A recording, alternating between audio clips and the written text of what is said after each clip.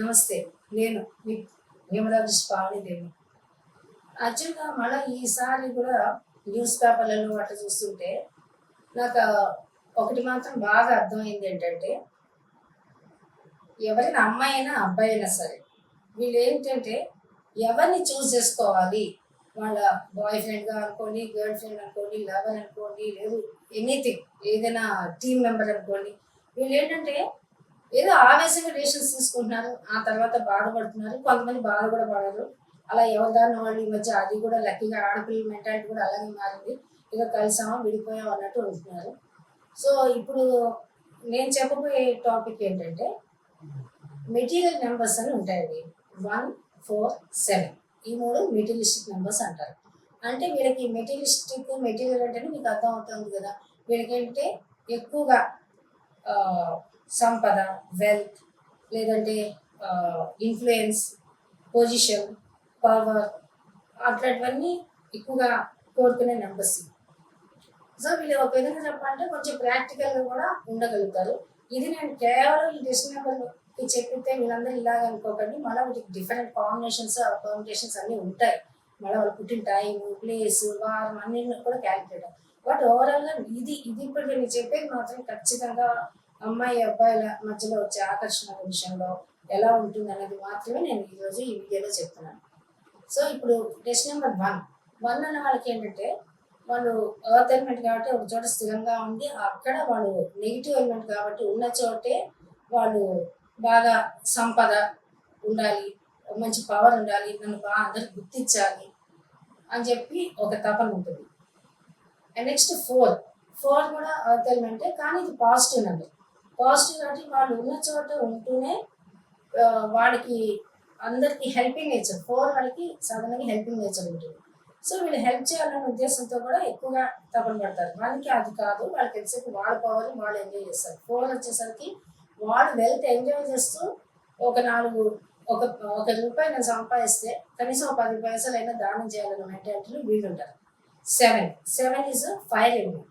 7 అనేది fire element సూర్యుడే. సూర్యుడు ఏంటంటే ఆయన అందరికీ సమానంగానే చూస్తాడు. ఆయన ఆయన దినచర్యలో ఆయన కాదు, ఆయన చేస్తారు, ఇలా ఉంటారు. ఇది వీళ్ళ మెంటాలిటీ ఉంటుంది. కానీ ఇక్కడ దీనికి మాకు సంబంధం ఏంటంటే అంటే ఇప్పుడు నేను చెప్పిన ఈ మెటీరియలిస్టిక్ నెంబర్స్ 1, 4, 7 వాళ్ళు ఏదైనా కూడా సాధారణంగా వీళ్ళు ఏం పెద్దంత లవ్లో పడడాలు కానీ అలాంటివి చేయరు. ఎందుకంటే కానీ పడాల్సి వస్తే వీళ్ళు ఏంటంటే ఈ 1 వాళ్ళు కొంచెం ఎవరైనా మంచి వాళ్ళ వల్ల వీళ్ళకైనా ఉపయోగపడతారు. ఈ అమ్మాయో లేదా ఈ అబ్బాయితో నేను ఫ్రెండ్షిప్ చేసిన, ఏదైనా లవ్ అని అట్లా వేరే చేసినా కూడా వీళ్ళు కేవలం వాళ్ళ పదవి చూసో, వాళ్ళ ద్వారా వీళ్ళకి ఇంకెంత మంచి బెనిఫిట్స్ వస్తాయన్న ఆలోచనతోనే వీళ్ళు ఉంటారు.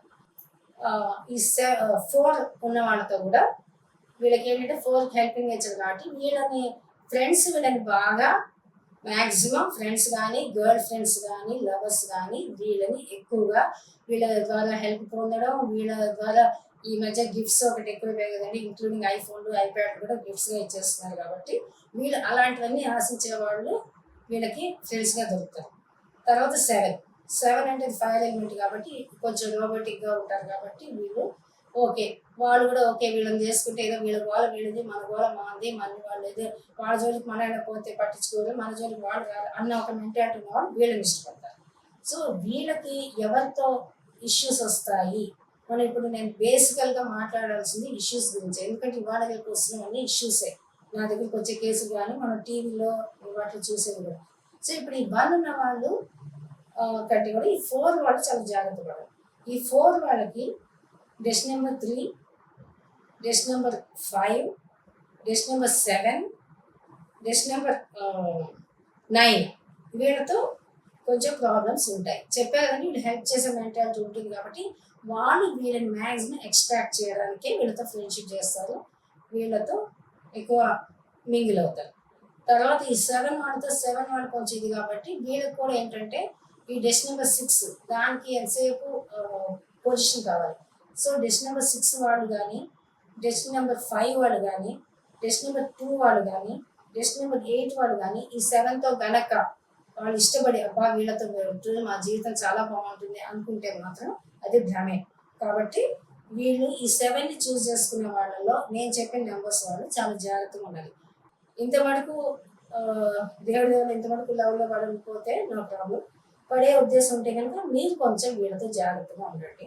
ఆల్రెడీ పెళ్ళైన వాళ్ళు అలాంటి వాళ్ళు ఉంటే కూడా నేను వాళ్ళని కూడా వాళ్ళు ఎలాంటి జాగ్రత్తలు తీసుకోవాలి అంటే వీళ్ళు బ్రేకప్ దాకా వెళ్ళిపోవడము, డివోర్స్ దాకా వెళ్ళిపోయే ఛాన్సెస్ ఉన్నాయి కాబట్టి అలా కాకుండా ఎలా ఉండాలి అనేది కూడా నేను చెప్పడానికి ఖచ్చితంగా ట్రై చేస్తాను. ఇలాగే మీరు నా వీడియోస్ చూస్తూ ఉండండి. మీకు అవేర్నెస్ కోసమే నేను వీడియోస్ చేస్తున్నాను.